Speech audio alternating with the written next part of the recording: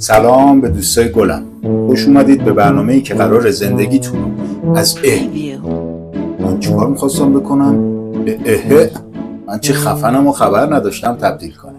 امروز قرار یاد بگیریم که چجوری به اهدافمون برسیم، حتی اگه نمیدونیم اون هدف چیه. پس دکمه سابسکرایب رو بزنید، بشینید پای ویدیو که میخوام 10 تا قدم خفن بهتون بگم که خیلی هاشم تجربه خودم و اطرافیانم بوده. قدم اول، ذهن تو خالی کن.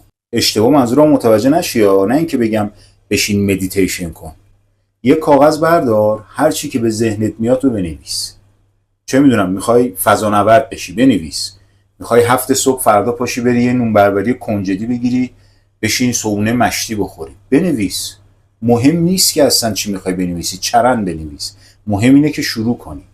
هدف مثل یه آجیل مخلوطه، بادوم هندیا هست از توش برمی دارین گلچین میکنین. هدف رو باید اینجوری پیداش کنی.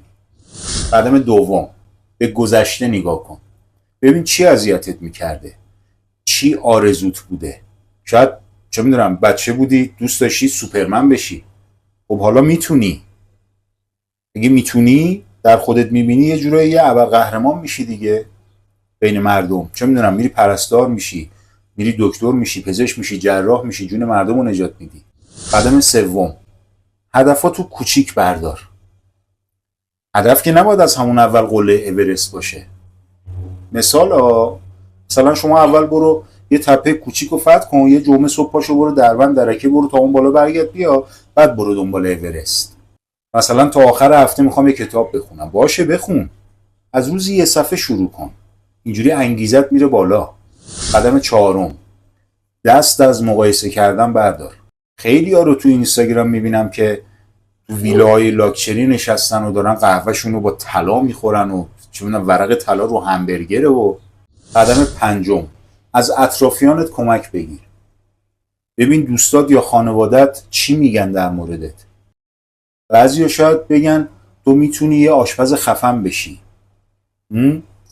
یا استعداد داری بازیگر بشی، کمدین بشی، خواننده بشی. خب همینم یه شروعه. مهم اینه که بپذیری و از یه نقطه‌ای باید شروع کنی. قدم ششم، بیا یه چیز جدید امتحان کن. هدفتو نمیدونی دیگه، هدفتو نمیدونی، برو یه کار جدید بکن. مثلا یه کلاس ثبت نام کن، یه مهارت یاد بگیر، یا حتی یه شغل موقت 1 ماهه، 20 روزه، 15 روزه قبول کن.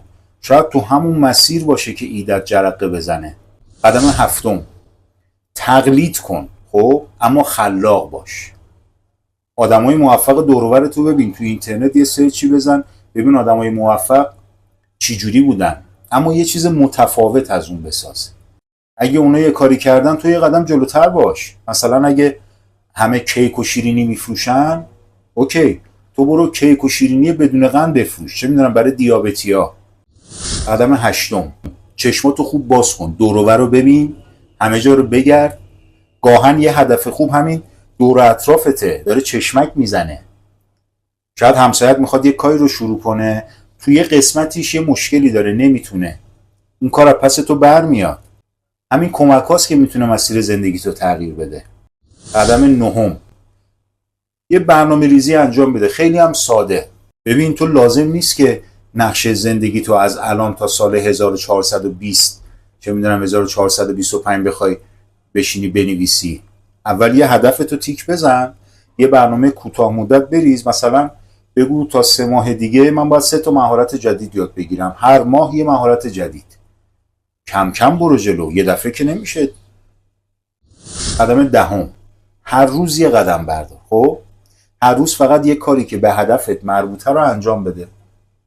مثلا اگه میخوای نویسنده بشی یه دفتر بردار 30 صفحه، هر روز یه صفحهشو بنویس. میخوای ورزشکار شی، از همین پارک سر کوچه‌تون شروع کن، روزی 10 دقیقه یه رو 20 دقیقه برو اونجا ورزش کن. قطره قطره جمع گردد وانگهی به کنعان غم مخور. اشتباه گفتم.